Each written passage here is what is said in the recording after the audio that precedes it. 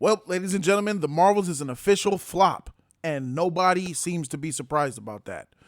Sudden how people seem to be just running away to the shadows as soon as the numbers come in. Because if you're on Twitter, if you're on Instagram, and if you're especially on Twitter, like really, if you're on that Twitter, you would feel like the months leading up to this movie's release that this is going to make $1 billion for sure. That anybody that thinks anything negative of the Marvels is a misogynistic, woman hating, patriarchy worshiping bigot. But where they at now? Well, those facts be speaking volumes. And yes, the only type of people that would be mad at the fact that the Marvels is flopping is like the type of people that get mad when they go to a Korean restaurant and see Mexicans in the back working, and they don't like the fact that they're not hiring Koreans to work in the Korean restaurant. Those type of people, you know what I'm saying? The type of people that says, can I have some ketchup with that? They get 5 packs of ketchup and says, can I have another pack of ketchup? This is not enough for my fries. I need more ketchup. Can you put it in a cup with a lid on top? Matter of fact, just give me the squeeze bottle. These are the type of people that don't live within our society, at least as real people. These are the type of people that live in the social media cloud. The cloud, literally the cloud. Like they have more brain conscience in the cloud on Twitter, on Reddit, on anything on the internet than they actually do here on Earth working as a society, like going in out. And the some that do end up going outside, they're on their best behavior. They act like they don't exist. When they go home, they turn into a demon. SJW, woke, feminazi, got words for everybody. They got paragraphs for everybody on Twitter. But when they go out here into society, they know their place. But that's regardless of that. I just wanted to put that out there. All right. Yep, ladies and gentlemen, it's flopped. It's the worst MCU opening of all time. Ladies and gentlemen, the worst MCU opening of all time. I mean, that's a lot of time. That's a lot of bad Marvel movies. That's Ant-Man and the Wasp. That's Ant-Man and the Wasp Quantumania. That's Thor Love and Trash. That's a lot of bad movies. That's Thor Dark World, dog. And this came out lower than all of that? But wait a minute, don't this movie cost $300 million to make? That's not good. $47 million? That's an all-time low for the MCU. And a lot of people are trying to say, oh no, it's not that. It's the fact that these men don't like these female-led superhero movies. And I'm here to say, you're right. I don't like female-led superhero movies in the modern day because you know why? We know that they're going to come with bullshit. We know that they're going to come with an agenda. And we know that because they're female-led, there's other things that are under there that have to be, that are like prerequisites of what makes these movies bad. Overall, we don't go to support these type of movies because we know they're probably going to be bad, garbage, throw stuff at you type of movies where there's not good action in there. There's a severe lack of masculine energy because, you know, Brie Larson is pretty. You can't see her doing some freaking amazing stunt work and all that. Even though we saw her pushing a Jeep on Instagram, I mean, I'm pretty sure that you're not going to get any amazing action from this movie, just like we didn't get any amazing action from the first Captain Marvel movie. The only female that deserved to get their own film in the MCU was Scarlett Johansson, and she still managed to muck it up. I mean, let's keep it 1,000 here. Every female superhero does not need to have their own superhero movie. I know that sounds misogynist, but I'm just going to keep it a buck with you guys. Storm? Absolutely. Jean? She's had hers. Captain Marvel? Monica Rambeau? The Marvels? Probably not. Gamora? No. Nebula? Nah. And it's not because they're females. It's because their characters are whack. How you going to watch a whole movie about them? But yeah, they got a whole movie about these three, and 2 of them is from Disney Plus. 2 of them ain't even from the movies. So we got the girl in the middle who made the first movie in 2018 that we all hated. And she brings in 2 little women, other women from Disney Plus, from other series that WandaVision, we all hated. And Ms. Marvel's, I haven't seen the Marvel, so I can't really speak on it, but I'm pretty sure it was mid at best. Well, it opens up with $47 million. That makes me think, like, dang, I remember when The Flash came out, and The Flash had a production budget of about $300 million, and that was, like, destroyed in the news and the media. And everybody was like, oh, yeah, DC's dead, which it is. And The Flash just got bombasted for having a bad opening weekend. What was the opening weekend for The Flash? Yeah, this is on, I'm seeing what's going on. Flash opening weekend.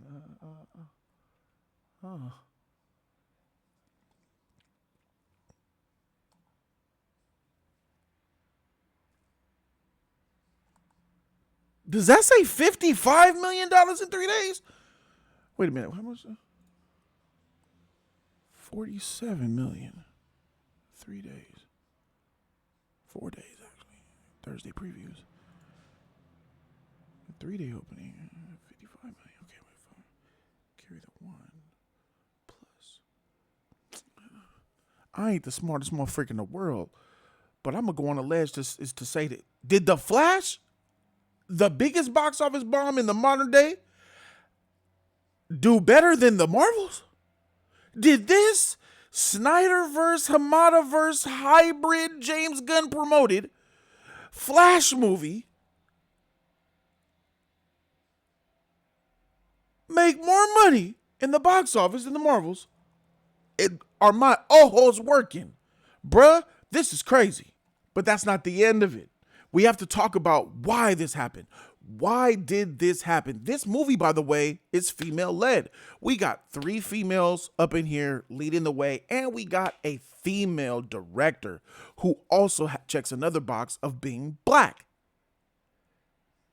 Someone should ask her sexuality to see if she's LGBTQ, because that's another box checked. But I don't know. But she said some stuff in here that's really triggering. So if you look at this right here that she talked to Forbes, the article here from Forbes says that the Marvel's director, Nia DaCosta, who is a black woman, she said that she ignores sexist trolls, calling them an unnecessary distraction. She says instead of looking at the trolls as an unnecessary distraction, that word, unnecessary distraction. Instead, her mind is on the prize. What's the prize, Nia? She says she's focusing on making the best movie possible. That's cap. Speaking of cap, do you know that this is the exact same woman that says that Captain America is responsible for Infinity War's saga, for Thanos destroying and wiping away half of the universe? I ain't lying. She said that because Captain America didn't take the stone out of Vision's head is exactly why Thanos got that time stone and wrecked everybody. Not the fact that he got all the other 5 stones, but in that moment, this woman, Nia DaCosta, said that the whole universe got destroyed by Captain America. It's all his fault. I ain't lying to you. Look. She says, weighing in on her opinion about Chris Evans being responsible for the snap, she said, quote, he was incorrect, but he was also right in the end because everything was fine. He did lose some, we did lose some people we care about, but it's his fault because he should have just ripped that thing out of homie's head from the beginning. End quote. You can't make this shit up. You know what's worse for the MCU? You know what destroyed the MCU? Directors like you. Directors like you. This is the same woman, right? That Vanity Fair talked about, right? Nia DaCosta, right? We're talking about not being eyes on the prize, right? Eyes on the prize. I'm not looking at the trolls. I'm going to make the best movie possible. This is the same woman that left the set and had Marvel executives talking about, where's Nia? She left the set to go ahead and get to her own goddamn shit. Look, DaCosta went on to say that her departure from the Marvels, it wasn't dramatic despite people's claims to the contrary. She says, quote, by the time I left, I had to start prep on my next film. Everyone was clear about what this film was and what we wanted. It literally wasn't dramatic or sort of thing like people are thinking it is. When if we look up further up in this article, we could see clearly here that They reported that the film needed 4 weeks of reshoots and made to make three narratives cohesive.